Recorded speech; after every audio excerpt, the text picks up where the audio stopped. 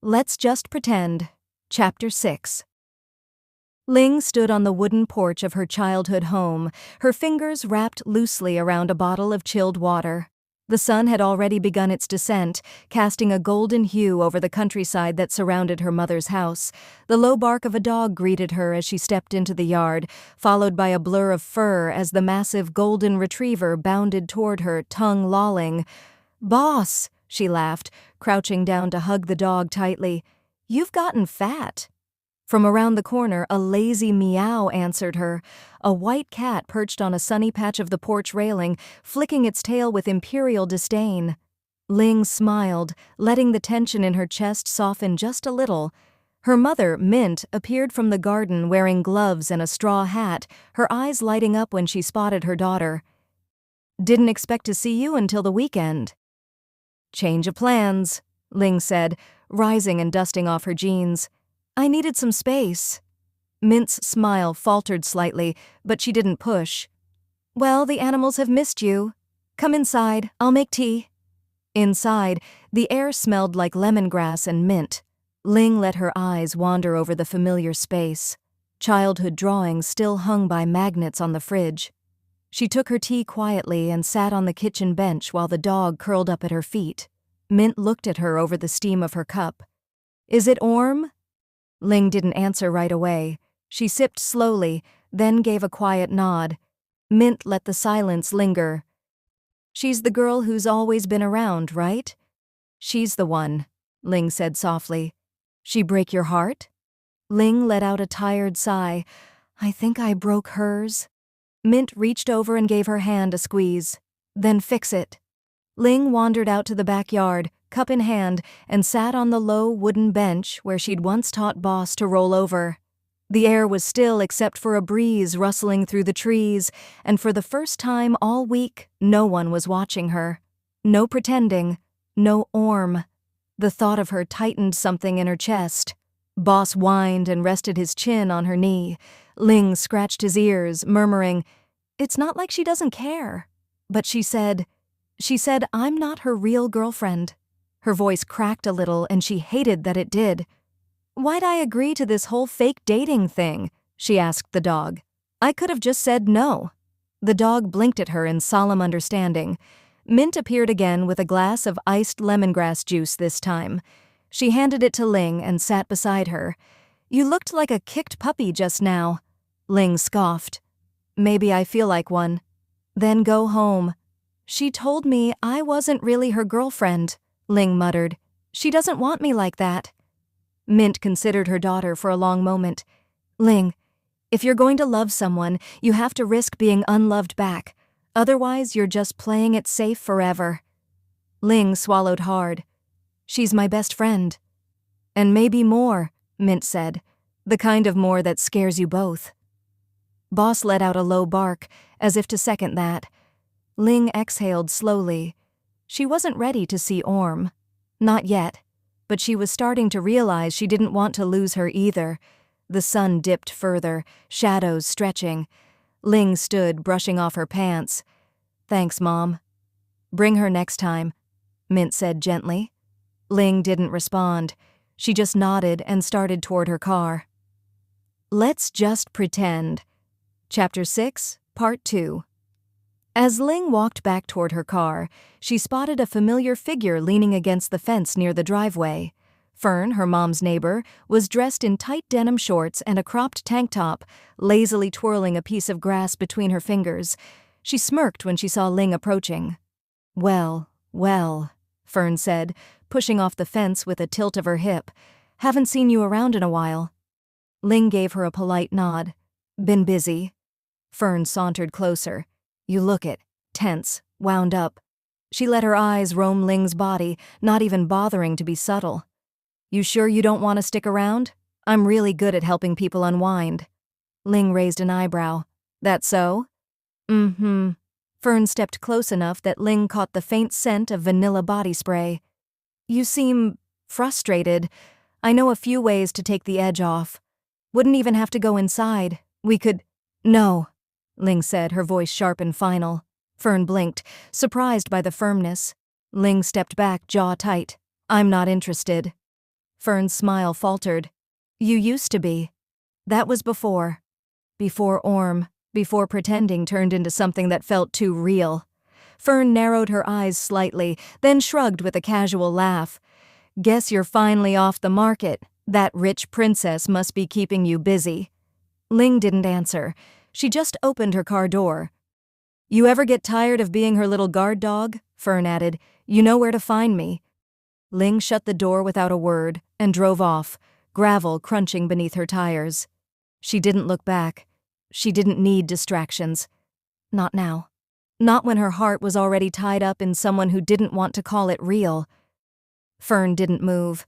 She crossed her arms instead, eyes raking over Ling with a smirk that was anything but innocent. Come on. It's not like I'm asking you to marry me, just a little fun between old friends. Ling leaned on the edge of her car door, exhaling slowly through her nose. It wouldn't be fun. Not for me. Fern raised an eyebrow. You always used to enjoy yourself. I was a different person then, Ling said. Her tone had softened, but only slightly. Fern tilted her head. So what's the deal with her? This girl of yours? Ling looked out toward the field beyond the houses. She's complicated. She's rich and bratty and probably thinks the world revolves around her. She's also kind, smart, and the only person I've ever let see all of me. That stunned Fern into a rare silence. She studied Ling for a moment, then scoffed. She must be something if she got you turning down a sure thing like me. Ling straightened. She is. She walked around to the driver's side, opened the door again, but this time, before getting in, she said, Don't make this weird the next time I'm visiting my mom. I'm not into you, and I don't want to pretend I ever will be. Fern gave a lazy shrug, but her face had hardened. Fine. Go play house with your princess. Ling slid into her seat, started the engine, and pulled out of the driveway with purpose. Fern faded in the rearview mirror like a chapter she'd long since outgrown.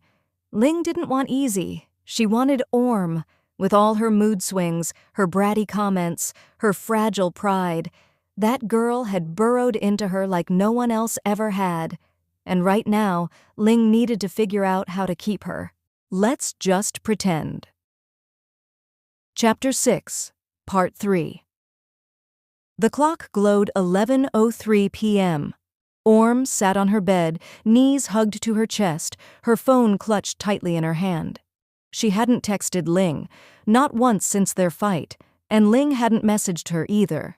She told herself she didn't care, that Ling needed space, that Ling was probably just still angry. But with every minute that passed, her confidence chipped away. She wasn't with someone else. Was she? Orm hated the thought of that, hated the way it made her stomach twist. She pictured Ling laughing at someone else's joke, letting someone else's hand slide down her arm. Someone who wasn't afraid to take what Ling offered. Someone bold, sexy, experienced.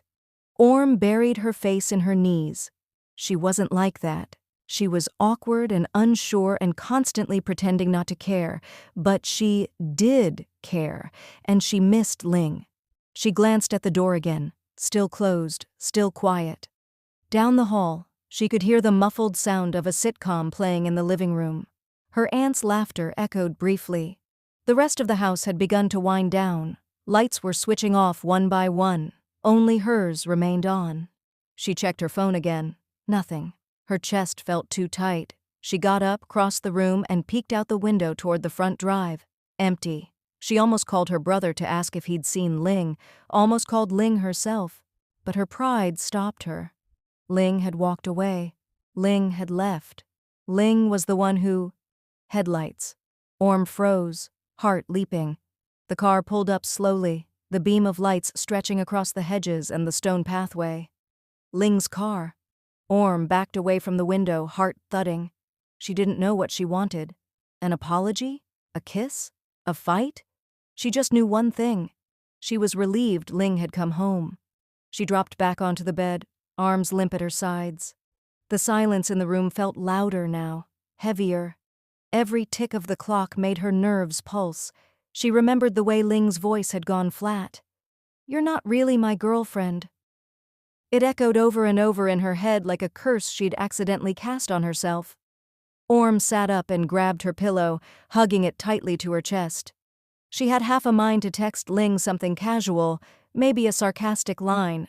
Her go-to when feelings got messy. Something like, "Still alive?" Or, "Should I plan your funeral?" But the text stayed unsent. What if Ling didn't reply? What if she was with someone right now? Some girl who hadn't called their relationship fake in a moment of bratty defiance? Someone who hadn't broken her trust? Orm stood abruptly, pacing across the room. The floor creaked beneath her feet, familiar and grounding. Her heart pounded too fast for something as small as a missed bedtime. But it wasn't small, not to her, because even when their whole relationship had been a lie, Ling had always come home, always tucked Orm in with a kiss, always held her like she mattered. The lack of that tonight made the room feel colder than usual. She walked to the window again and pressed her hand to the glass, peering out into the night. Every shadow looked like a person. Every branch twitching in the wind made her flinch.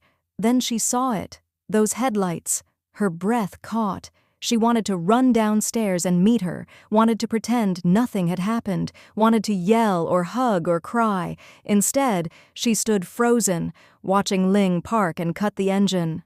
Orm's heart was a mess of relief, guilt, and something dangerously close to hope. Let's just pretend. Chapter 6, Part 4. The door clicked softly. Orm scrambled back from the window and dove onto the bed, feigning sleep. Her heart thudded as she listened to the familiar sounds of Ling's footsteps, slower than usual, heavy. Ling didn't say anything as she entered, just placed her keys on the nightstand, kicked off her shoes, and moved about with a kind of mechanical silence. No teasing, no sighs, no casual end-of-the-day chatter. Orm peeked up through her lashes. Ling's face was unreadable, blank, except for the exhaustion hanging beneath her eyes. She changed into her sleep shirt without a word, pulled back the covers, and climbed into bed with her back to Orm, like a stranger. Orm hesitated, then reached out and gently touched Ling's shoulder. "You're back." Ling didn't turn. Her voice was quiet. "We don't have to do this anymore." Orm blinked. "Do what?" "This," Ling said, gesturing vaguely. "Act like a couple when we're alone. You don't want it. I'm not gonna force it." The words hit harder than Orm expected. She opened her mouth to respond, but nothing came out. Her hand slid away from Ling's shoulder. A hollow ache opened in her chest. She wanted to say she didn't mean what she said before, that Ling was more than pretend, that she was confused and scared but not cold. But the words tangled in her throat. Ling shifted slightly, pulling the blanket up around her. Orm watched the shape of her back beneath the covers, the strong slope of her shoulder blades, the way her hair spilled onto the pillow. It was never this quiet between them. She curled into herself, staring at the ceiling, feeling a deep ache grow. And just like that, the bed that once felt warm with shared secrets felt like an ocean between them, and she had no idea how to cross it. Orm rolled onto her side, staring at Ling's back like it held all the answers. The way her shoulder tensed when she moved, the way her breathing was just slightly uneven. Ling wasn't asleep. She was hurting, quietly, on purpose, the same way Orm always did. "I didn't mean it," Orm whispered, but the words barely left her lips. What would she even say? That she panicked? That the thought of Ling being real and hers was so terrifying it made her want to push everything away? That she was too scared of being hurt, so she'd hurt Ling first? The silence thickened. Ling's body was stiff with restraint. Usually, even after a disagreement, she would pull Orm in, drape an arm around her waist, kiss the back of her neck. Something, anything. But tonight, there was nothing. Orm reached out again, this time letting her fingers brush Ling's arm, just lightly. "You were gone a long time." Ling didn't move. "Yeah." Orm swallowed. "Where did you go?" "To my mom's." Orm let that hang in the air. "And after?" A pause. "Home, here." Her voice wasn't cruel, just tired, as if even this conversation was too much effort. "I waited," Orm said quietly. Ling gave a soft exhale, almost a sigh. You didn't want me around. That's not true, Orm whispered, more to herself than to Ling, but Ling didn't respond. She shifted slightly, pulling the blanket higher again, a subtle shield. Orm turned to face the ceiling, her eyes stinging. She didn't cry, not really, but tears slipped out anyway, soundless and hot, sinking into the pillow. Ling didn't hear them, or maybe she pretended not to, and Orm didn't have the courage to reach out again. Not yet. Let's just pretend. Chapter 6, Part 5. Ling's breaths eventually slowed, becoming the steady rhythm of sleep. Orm lay perfectly still, facing her back, eyes wide open in the dark. The silence wasn't peaceful tonight. It scraped against her skin like sandpaper. Ling's stillness felt like punishment. No arm thrown over her waist, no warm body curling instinctively around hers, just the invisible wall between them, built brick by the words Orm had hurled in fear and pride. She hated herself for it. She thought she wanted space, control, to keep the lie safe and the feelings buried. But what was she protecting, really? What good was safety if it left her here, empty and aching, with only her own guilt for company? She stared at the ceiling until her vision blurred. Then she blinked, and the first tear fell. She turned her face into the pillow to muffle the sound, not that Ling would hear her, not when she was so far away despite being inches from her, not when Orm had made sure of it. Another sob escaped, soft and broken. She bit her lip to stay quiet. The sheets shifted slightly beside her as Ling rolled further away in her sleep, taking the warmth with her. It felt deliberate, even if it wasn't. Orm squeezed her eyes shut.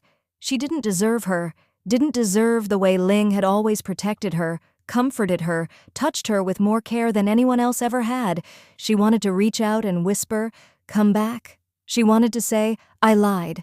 I do want to be yours." She wanted to scream, "Don't give up on me yet." But all she could do was cry into the darkness, hoping that tomorrow, if she was brave enough, she could start to fix what she'd broken. Orm's mind wouldn't stop replaying every moment from the past few weeks. Ling brushing her hair behind her ear. Ling helping her mount the horse, whispering encouragement. Ling holding her all night after their first time, kissing her shoulder in the dark. Ling always choosing her. And now Ling didn't even face her. A sharp sob caught in her throat, and she quickly bit her fist to stifle it. The salt of her own skin was grounding, but it didn't stop the trembling. She'd never felt so alone beside someone before.